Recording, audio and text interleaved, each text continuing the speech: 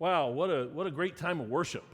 I love entering into this place and worshiping with you guys, and there's a lot of energy in this room today as God makes himself known. Now, maybe you're a visitor, and this is new for you, and we just want you to know how welcome you are to be here and be a part of this encounter with the living God, with us.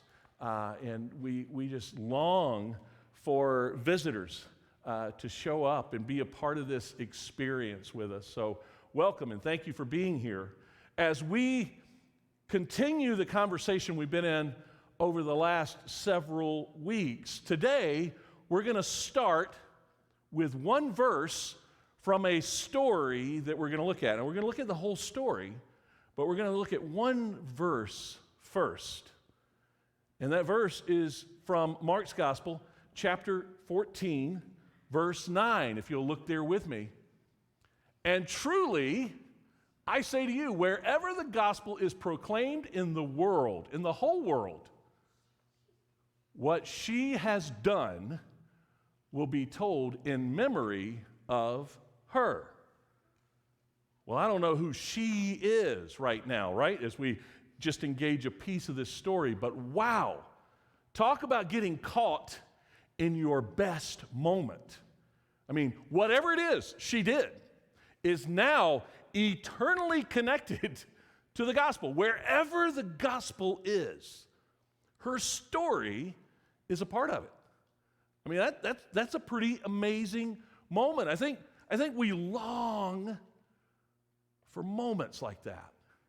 And maybe you're asking in your heart of hearts right now, how could I step into a moment like that? How could I have a moment, whoever this girl is, how could I have a moment like she had?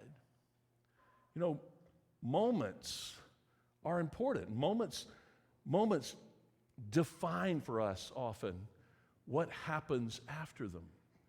And obviously, this was a powerful moment. And it's a moment that can't be separated from the gospel of Jesus. You know, I think often it feels like, when we talk about moments, it feels like that there's something conspiring against us always. That life is following us around, trying to capture our worst moments. You ever felt like that? You ever just felt like your worst moment is the moment that's plastered up on the billboard of life for all to see? And it just feels like we can't catch a break sometimes. Those worst moments, we're so afraid of them. In fact, I wish there was a way to erase those moments. Because I often feel defined by my worst moment. Maybe in a season or in life in general. There are some of you that struggle with moments from years ago because you feel like those moments are defining you right now. It's like when you hang out with your friends. Maybe your bestie. You're hanging out with your bestie and you're doing something you both enjoy, and maybe you're in a really cool space, and so you start taking selfies with each other, right? And you want to get a good selfie, so you take about 100 selfies on this adventure, and all of a sudden it becomes more about the selfies than actually having the adventure itself. But that's okay because, you know, we're going to post it on Instagram. And so you've taken all these selfies with your bestie, and then you send them all those pictures, all 100 pictures, and lo and behold, your bestie posts on Instagram the moment you had, and guess what? Your bestie is having their best moment in that picture, but you are having your worst, right? You know what I'm talking about? All of us have had a picture taken that we would rather not have shown to the world. We've all had those pictures taken. In fact, we really long for moments where the best picture of us is hanging on the wall. And in fact, I think we get so upset about those bad pictures because it reminds us of what we really look like. And see, the thing about Instagram is there are things called filters. And there are these apps where you can manipulate the picture, and you can really make yourself look great. You can make yourself look better than you actually look. You know, that's what we long for. We long for the pictures of us, the images of us, that are better than we actually are. Oh, I just wish that every image of every mistake, of every bad moment in my life could be erased, could disappear. Wouldn't that be great? Wouldn't that be great if the people looking at the pictures of my life would see the pictures that are even better than I am? See, that's what we all long for. That's what we all want. And we find a young lady stepping into a moment where she actually becomes more than she perceives. She becomes more than everyone in the room but Jesus perceives. This is a powerful story about the heart, about who Jesus is, about what God wants to do in us and through us. So, let's take a look at this passage from Mark's Gospel.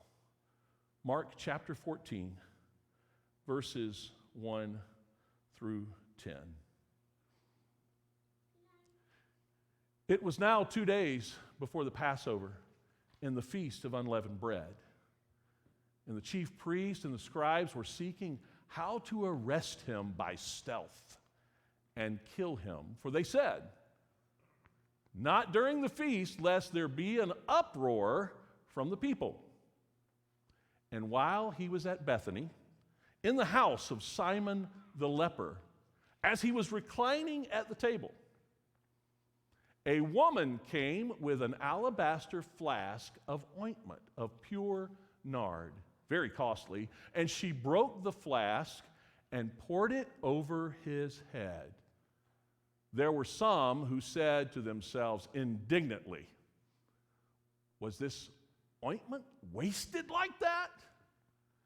For this ointment could have been sold for more than 300 denarii and given to the poor. And they scolded her. But Jesus said, "Leave her alone. Why do you trouble her? She has done a beautiful thing to me. For you always have the poor with you, and wherever you want, you can do good for them. But you will not always have me. She has done what she could. She has anointed my body beforehand for burial. And truly, I say to you, wherever the gospel is proclaimed in the whole world, what she has done will be told in memory of her." Now let's leave it right there. Whatever she has done will be told in memory of her, connected to the most powerful story ever told, connected to the gospel of Jesus for all eternity. In this one moment. Wow. You know, I think that we struggle with understanding what exactly is happening here. We ask the question, how can I step into a moment like that? And that's the wrong question to be asking, because it makes the story about me. This story isn't about me. This story isn't about this woman. This story is about Jesus. It's about who Jesus is, about who Jesus wants to be with us and for us. It's about the story he wants to tell through us. It's powerful, and it represents a powerful truth that cannot be separated from the gospel of Jesus himself. Now, there are those in Jesus' day who pretend to know the truth. And there are those that Jesus is openly critical of because they pretend to know the truth. It's the religious. It's the religious leaders of the day. That they've created this process of putting images before people. Does this sound familiar? Putting images before people that aren't real. If they had Instagram, they would be just like us. If they had the internet, they would be just like us. They wanted people to believe that everything was great, and on the outside, it was. And they walked around, parading around, acting like it was all good. But Jesus had some very specific things to say to them on many occasions. But the one that I think is the most critical, maybe even the harshest statement he makes, we find in Matthew's gospel. In the 23rd chapter, Jesus says, "You brood of vipers, you are like whitewashed tombs full of dead men's bones." See, a whitewashed tomb is a tomb that's been cleaned and whitewashed and polished. That often happened in the graveyards of the Jews. Everything had to look pristine. In fact, if you've ever been to a Jewish graveyard in Israel, it has these walkways that are up off the ground. You know how we walk through a cemetery and we just walk over the graves, getting to the spot where we want to be. And see, Jews don't do that. They have these walkways that are up off the ground, and everything in the cemetery, everything in the graveyard must be pristine. And they have these huge monuments over the tombs. If your family doesn't have enough money, you borrow the money. And you make sure there's a huge monument over the tomb, and it is polished, and it is whitewashed, it is clean. But underneath it lie the bones of dead people. And Jesus said, that's what you guys are like. You Pharisees.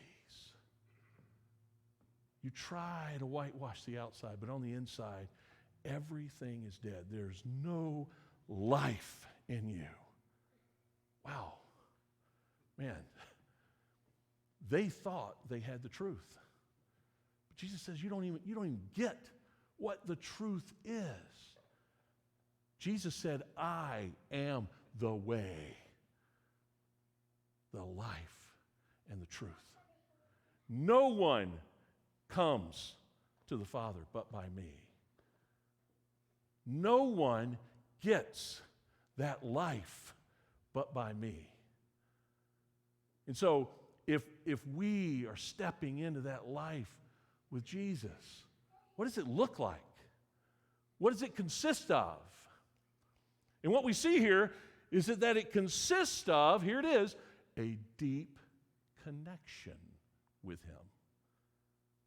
See, we're getting a picture right here what it looks like to have a deep connection. Even Jesus' closest friends don't get this in the moment.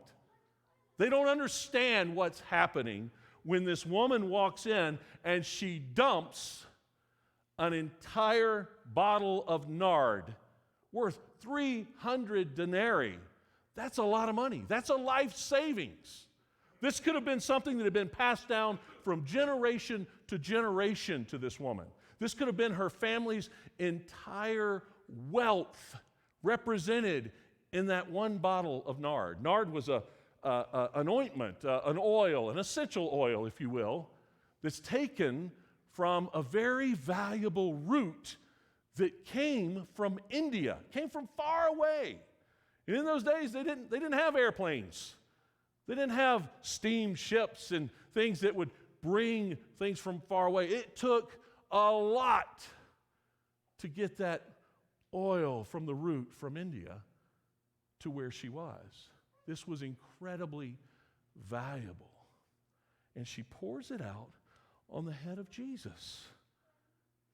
And they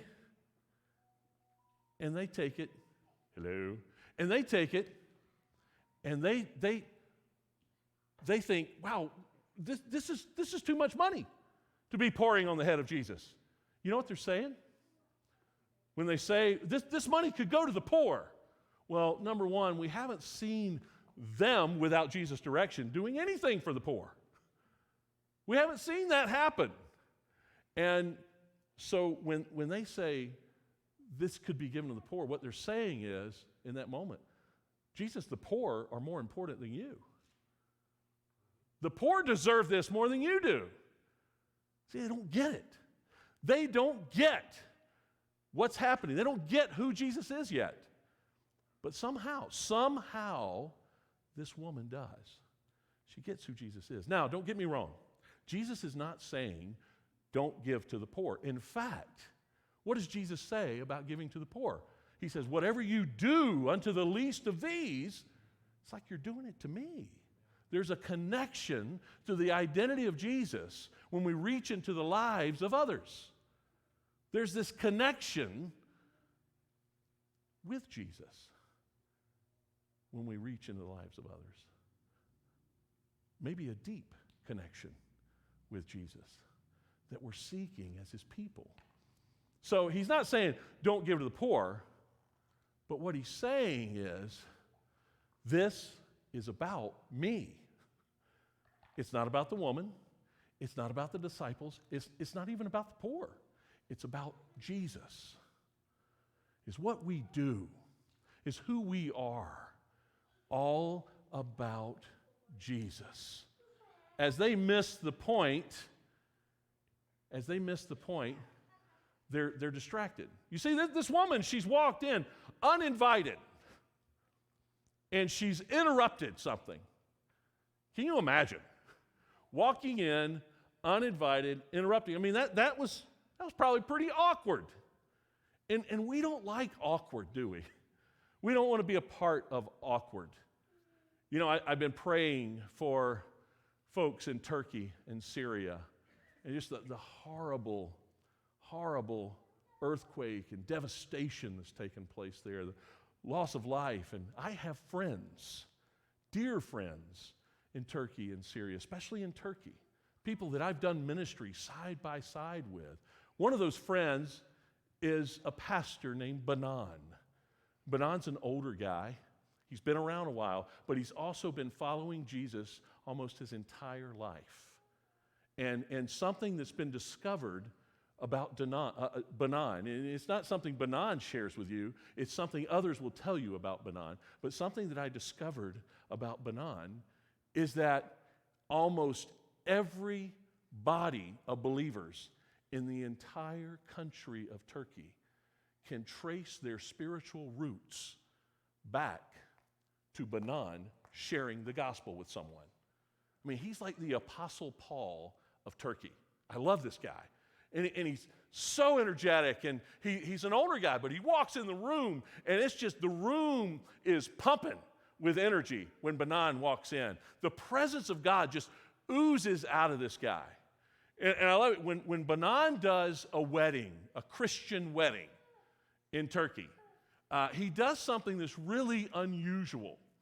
He borrows from believers of the West. He borrows from the church at large. And he does something that others wouldn't even think about doing in Turkey. You see, Turkey is predominantly Muslim. In fact, the entire government is Muslim. And although there are many secular people who wouldn't consider themselves religious at all, who are citizens of Turkey, the culture is driven by the Muslim faith. And when a couple gets married in the Muslim faith, it's not like a wedding that we would have. There's not a celebration that's comparative of the relationship that Jesus has with his church. And did you know that one of the traditions that we have in marriage, one of the reasons that we say, you may now kiss your bride, that's representative of Jesus' love and connection with his church, a physical expression of that connection, right there in front of everybody. Well, in Turkey, they would never do that because the Muslim culture is predominant, and there's no physical contact at all in a Muslim wedding. In fact, in most cases, the groom doesn't even see the bride's face until the ceremony's over and they're alone. And so there's this thing that Banan does when he's doing his premarital counseling. He coaches the couple into a passionate kiss during the ceremony.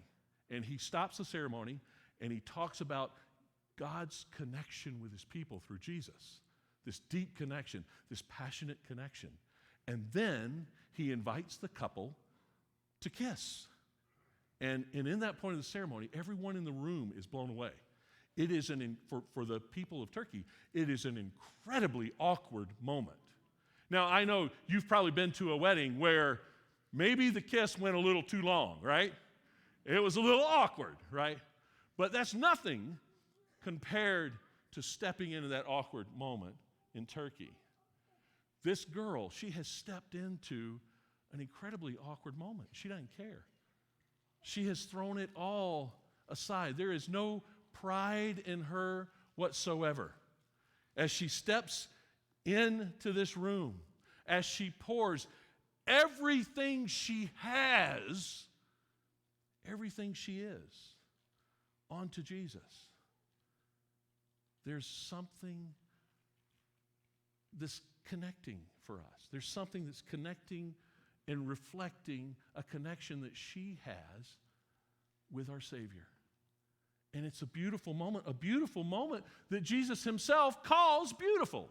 Do you want to step into a beautiful moment with Jesus? Well, it looks something like this. It looks like being willing to step into the awkward, being willing to step out beyond ourselves, being willing to step in with all we have and all we are. And what I love about this, so many of us feel like intruders when it comes to faith. So many of us don't feel worthy when it comes to faith. And Jesus receives this woman who would have felt those things. She's human. She would have felt those things. Yet she stepped past them because she knew who Jesus was. And that Jesus loved her deeply. And that she was stepping in to a connection with Jesus. A deep connection with Jesus. And the disciples, they were critical of her. I wonder how many times we've been critical of someone who's stepping into a deep connection with Jesus. Oh, that's too much. That's not responsible. Oh yeah, whoa, we don't do that, right? I mean, even in times of worship, sometimes we're a little critical in our heart about how someone else in the room might be worshiping. And that's where the disciples found themselves. As they rebuked her, and then Jesus admonishes them. He says, no. This is a beautiful thing. You guys don't understand what's happening. She doesn't understand what's happening, but she does understand the connection that I desire to have with her. And so as she steps into that room, it's in those moments that we step into the room, that we pour ourselves out. It's in those moments that God shows himself fully to us. That the power of God begins to well up inside of us. Are we stepping into those spaces with Jesus?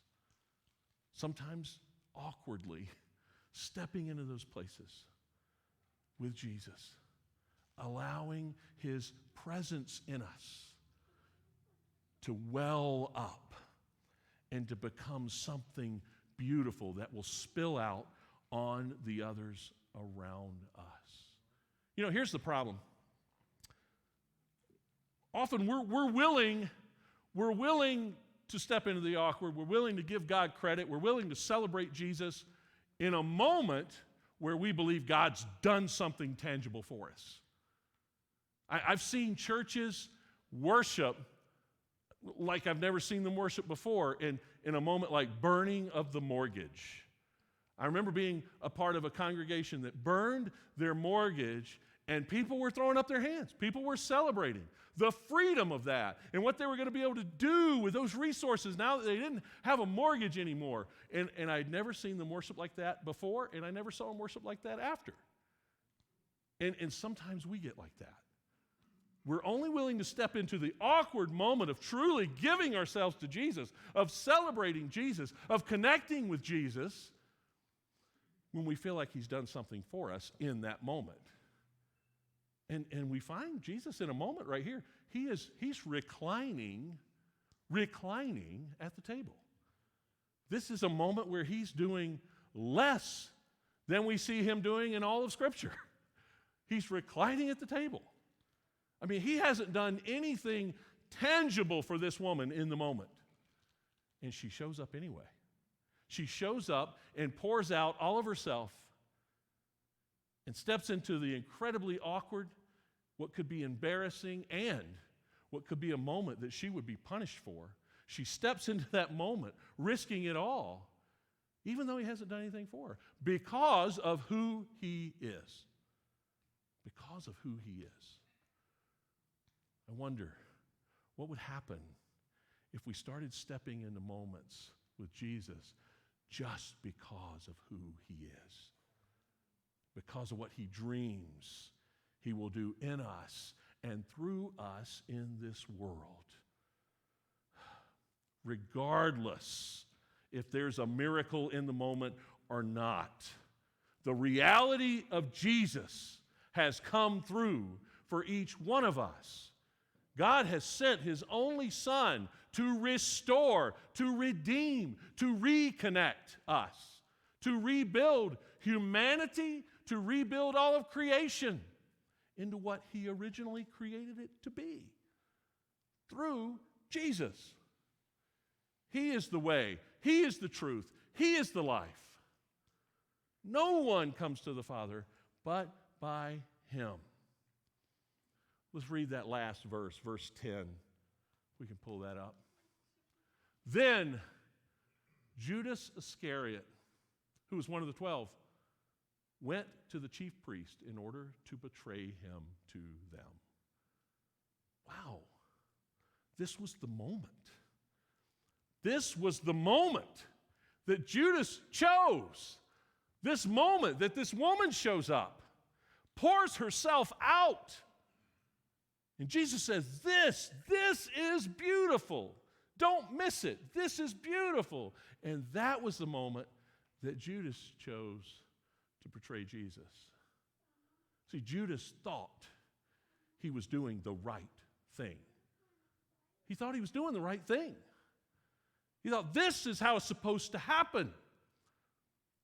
And so in that moment, Judas chose what he believed to be God's plan instead of choosing God's plan. How many times have we been in that space? Just like Judas. Just like Judas. I mean, this woman, we don't know who she was. Now, there's an account of a story like this in John's gospel, and it may be the same story. We don't know. But there's an account like this, and it names the woman as Mary, the sister of Lazarus. But we don't know if this is the same story. There's a few nuances that are different here, and it could just be the perspective of the one telling the story, or it could be a different story. We really don't know who this woman is. Her name is not given. But Jesus welcomed her in, even though women didn't have the right to intrude and step into and interrupt a meal. The reason she would have been there would be to serve, not to come and be a part of what's happening around the table. Not this particular table. And Jesus receives her, and Jesus calls it beautiful. He calls it beautiful. I wonder, are we going to be a people deeply connected, stepping into and through the awkward into the lives of others with Jesus? Are we going to create something beautiful with Jesus? Because that's what he invites us to. He invites us to create something beautiful. And in these moments, I believe the reality of Jesus is not only seen, but it's engaged. And the presence of God in us wells up, grows, and flows out of us. That's what this entire conversation has been about for the last 4 weeks. Deeply connecting to Jesus. The world needs people who are deeply connected to Jesus in such a way that his presence is welling up in his church and flowing out of his church into this world, into the lives that desperately need him. His closest friends didn't get that in this moment, but she did. Now look, verse 8, it says, she did what she could. She did what she could. That's how verse 8 begins. In the original language, if you transliterate this exactly, it says, she gave what was in her hands to give. She gave all that she had. She gave what she had a hold of. Are we giving? Are we giving what we have a hold of? Are we open-handed? Are we open-armed? Are we truly seeking to step into deep connection with Jesus? Because that's what it looks like. That's what it looks like. Letting go of those things that Paul says hinder us. Letting go of those things and stepping deeper and deeper. What is it? What is it that we're hanging on to as a church? What is it that you are hanging on to as a follower of Jesus? As he calls you into something, as he calls you into a moment that he wants to make beautiful with you, what's keeping you from stepping into that moment? What is it? Because he desires to do something beautiful. Now, we can choose to step into that moment like this woman did, beyond the ridicule, beyond the punishment, beyond whatever the world might throw at us. We can choose to be seen by Jesus. Or we can hang on to those things and run away from Jesus and do it the way we think it ought to be done, just like Judas. Just like Judas. What are we going to choose?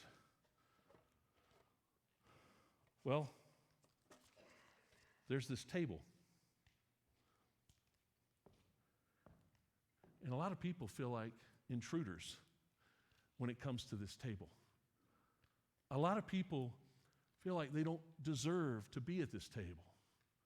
Or maybe you just come to the table without even thinking about it. And it's no big deal to you. But if we're seeking deep connection with Jesus, this table represents everything. If we're seeking deep connection with Jesus, we're invited to come to this table and partake of that life he invites us into. And so today, you are invited to come. Jesus does not see anyone in this room as an intruder if they are seeking him. If you are seeking life with Christ, then this table has a seat for you. This table belongs to Jesus and to you. This table represents the story, the most powerful story ever told, the story of God and his love for us. And so while I'm praying, I'm going to invite those who are serving to come forward and go ahead and take the elements and take their stations. So if you would, come and take the elements and take your station, and I'll pray. God, thank you so much for this table, for the reality of your love. Lord, help us to step into that reality. Give us strength to step into that reality, Lord. Give us the ability to step beyond our own embarrassment, to step courageously toward you. Lord, to somehow know tangibly that we are invited to this table, that you see us as deserving of this table, not because of what we've done, but because of what you've done. God, I pray your blessing upon these elements. I pray your blessing upon this church. I pray your blessing upon all of your people as we seek to be those of love and connection. Lord, I pray that as our feet hit the ground that we occupy, that we would saturate that ground with your story, your gospel. Lord, I pray that in this moment, those who are seeking you would remember, as you have invited us to remember, as you have commanded us to remember, would remember who you are, what you've done, and what you seek to do in us and through us. In the name of the Father, the Son, and the Holy Spirit. Amen. This table is for all of those who seek to follow Jesus. Because on the night that he was betrayed by one of his closest friends, Jesus washed the feet of his disciples.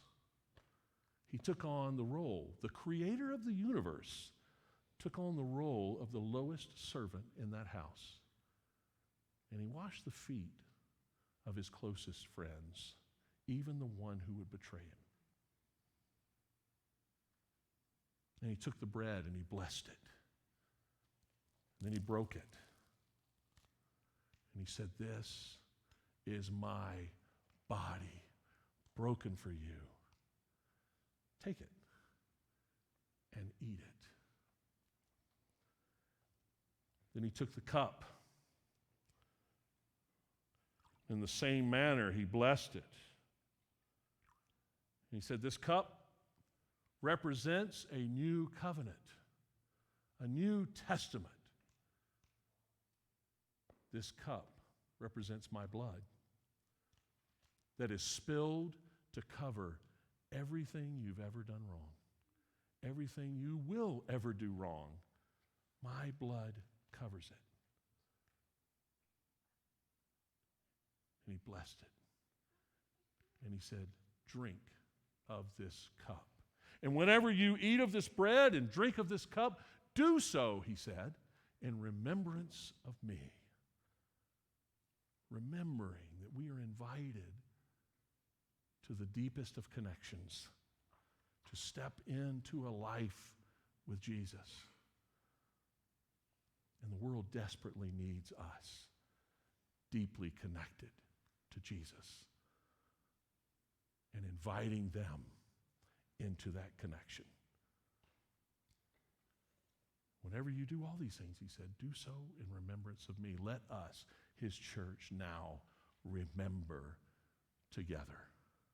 So when you are ready, there are 4 stations in each of the corners of the sanctuary. When you are ready, please come up the middle aisle and exit down the side aisles. If you're going to the back, do the same so that we can try to get through this without bumping into each other too much. But that's all right if you do bump into each other. That's life. We bump into each other. And we do that a lot around here sometimes. But I invite you to come and partake. All things are now ready.